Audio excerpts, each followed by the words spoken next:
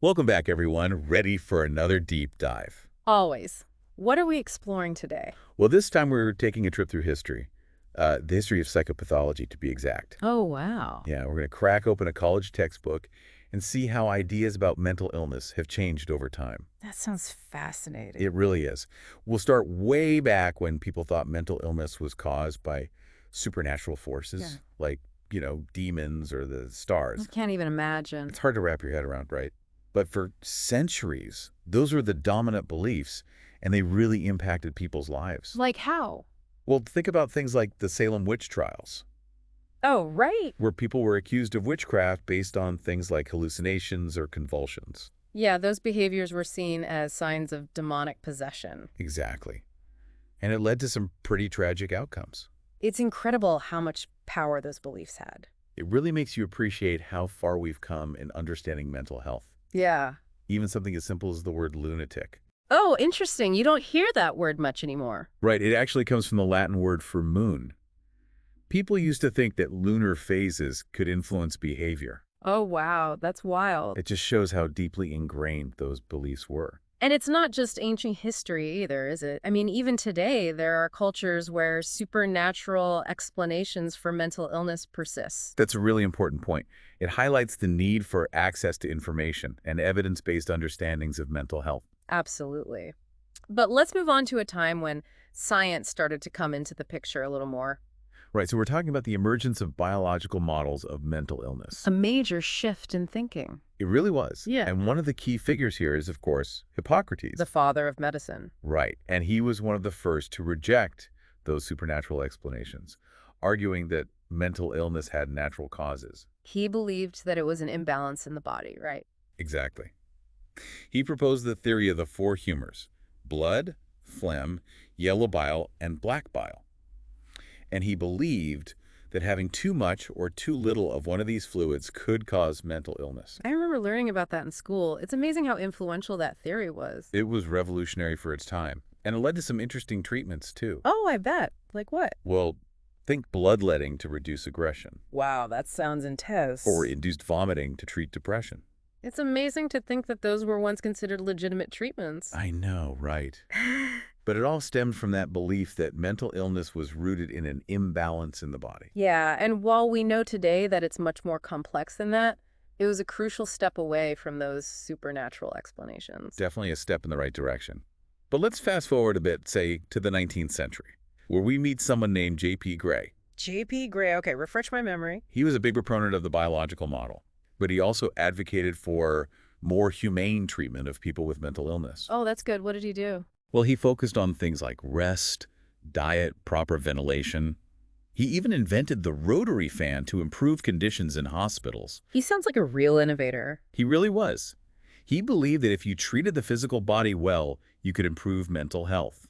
That makes sense. Around the same time, there was another guy, Emil Kraeplin, who was doing groundbreaking work on classifying mental illnesses. Oh yeah, Kraeplin. His work is still relevant today. It really is.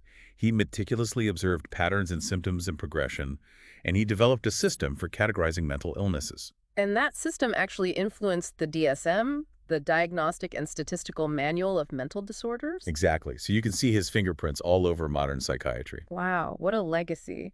So we've gone from demons to bodily fluids to classifying illnesses based on symptoms. A pretty impressive journey so far. It is, but the 20th century brought about some even more dramatic changes in how we understand and treat mental illness. And some pretty controversial treatments, too. Right. Things like insulin shock therapy and electroconvulsive therapy or ECT. Those were pretty radical interventions. They were, and while they were effective for some people, they also carried a lot of risks. Insulin shock therapy, for example, involved inducing comas in patients, which could have serious side effects. Yeah, and ECT, while still used today, is much more controlled and regulated than it was back then. It's a reminder that our understanding of mental health is always evolving, and what we consider acceptable treatment changes over time. For sure, but I think we're about to enter a period where the focus shifts even more dramatically from the purely biological to the psychological. Yeah, the rise of psychological approaches to mental illness is a major turning point in this story. It's where the mind, not just the body, starts to take center stage. Exactly.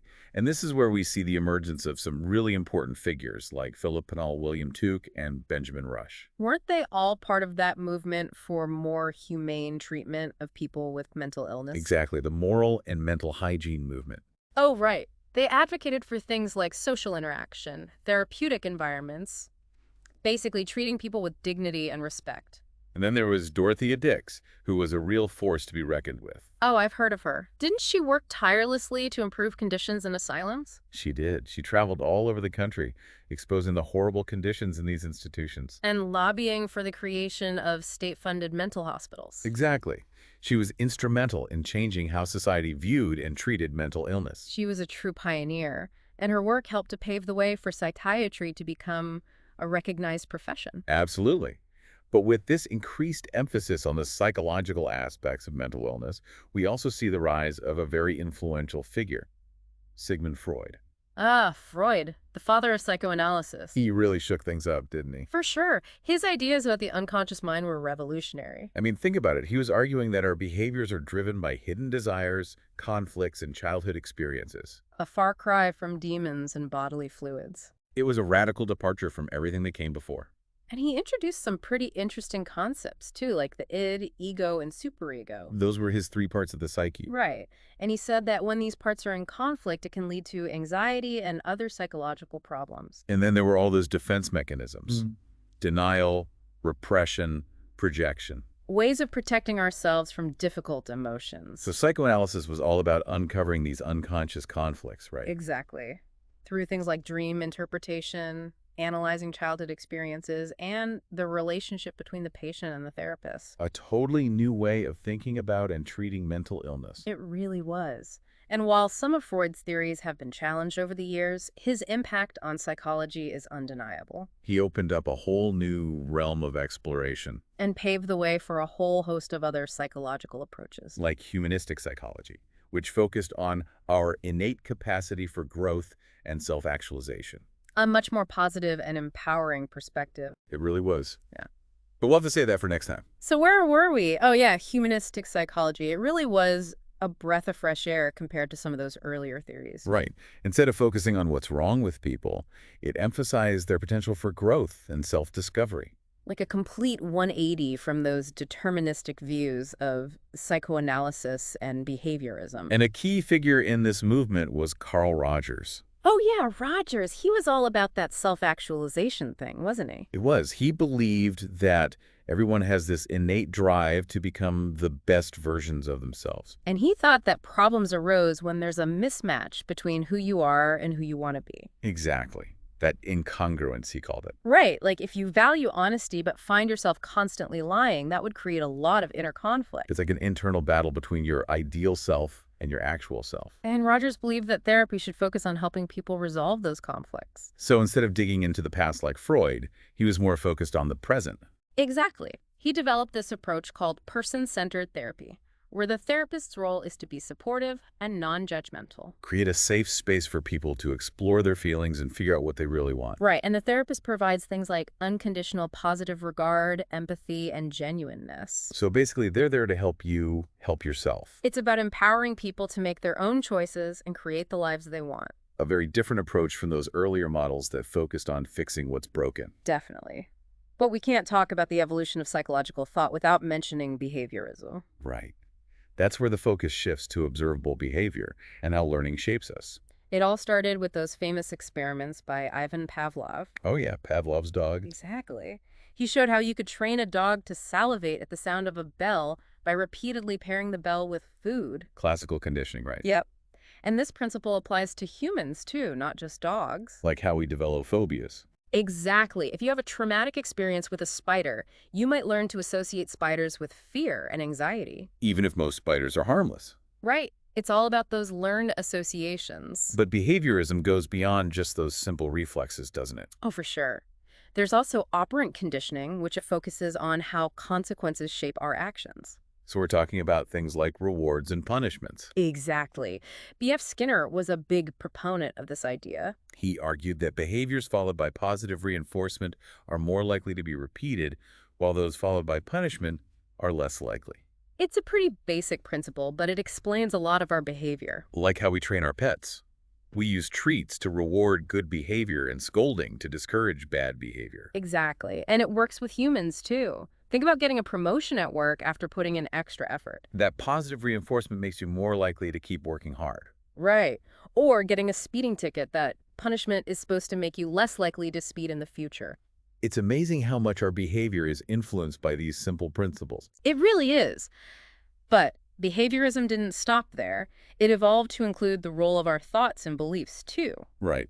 Albert Bandura's social cognitive theory. He emphasized that we don't just learn through our own experiences, but also through observing others. Like his Bobo doll experiment, where kids who saw adults being aggressive towards the doll were more likely to imitate that behavior. Exactly. We learn by watching and modeling the behavior of others, especially people we admire. And our thoughts and expectations play a big role too, right? Absolutely. If you believe you're going to fail a test, you're more likely to give up easily. But if you believe you can succeed, you're more likely to put in the effort and do well. It's all connected, our thoughts, feelings, and behaviors. And this realization led to the development of cognitive behavioral therapy, or CBT. One of the most widely used and effective therapies today. It combines those behavioral principles with techniques for challenging negative thought patterns. It's like a two-pronged approach, targeting both the way we think and the way we act. And it's been shown to be effective for a wide range of mental health issues. From anxiety and depression to phobias and eating disorders. It's really a testament to how far we've come in understanding and treating mental illness. But CBT is just one of many psychological approaches that have emerged over the years. Right. We've got humanistic psychology, family systems therapy, mindfulness-based approaches, so many different ways of understanding the mind. And the field is constantly evolving with new therapies and interventions being developed all the time. It's an exciting time to be interested in mental health.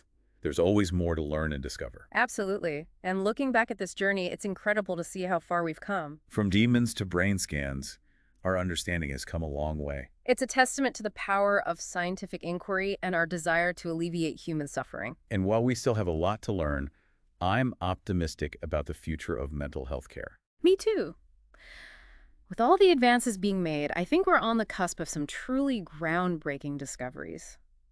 It's mind-blowing, isn't it? All the twists and turns in how we've viewed mental health. I know. We started with demons, and now we're talking about brain scans and therapies that target specific neurotransmitter. Talk about a transformation. It's like night and day.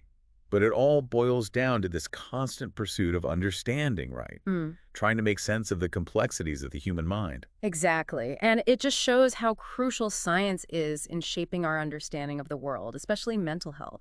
And, you know, looking back at all these different approaches, it really makes you wonder what future generations will think of our current methods. Oh, I thought about that too. Right. Will they look back at our therapies and be like, wow, they had no idea what they were doing? Right. Like, what will they see as our blind spots? What amazing discoveries will they make that we can't even dream of right now? It's exciting and a little bit humbling at the same time, wouldn't you say? Totally. It's a good reminder to stay humble and keep an open mind because there's always more to learn. Always. The pursuit of knowledge never ends, especially in a field as complex and ever-evolving as mental health. So if there's one thing our listeners take away from this deep dive, I hope it's that our understanding of mental health is constantly changing and growing. And that's a good thing. It means we're constantly seeking better ways to help people who are struggling. It's a journey of discovery and compassion. Exactly. Driven by science, innovation, and a deep desire to alleviate human suffering. So we've explored the evolution of thought, the transformation of treatments, and how our understanding of the mind has become increasingly complex over time. We've come a long way from those early supernatural beliefs. And as we continue to learn more about the brain, genetics, the environment, who knows what incredible breakthroughs lie ahead. The future of mental health care is full of possibilities. To everyone listening, thank you for joining us on this journey through the history of psychopathology. We hope you've gained a new appreciation for the complexities of mental health and the ongoing quest for understanding and support. It's a story that's still being written, and we're all a part of it, so stay curious, stay informed, and stay compassionate. Because together we can continue to break down stigma and advocate for a world where everyone has access to quality mental health care. That's a future worth striving for. That's it for today's deep dive. Thanks for listening.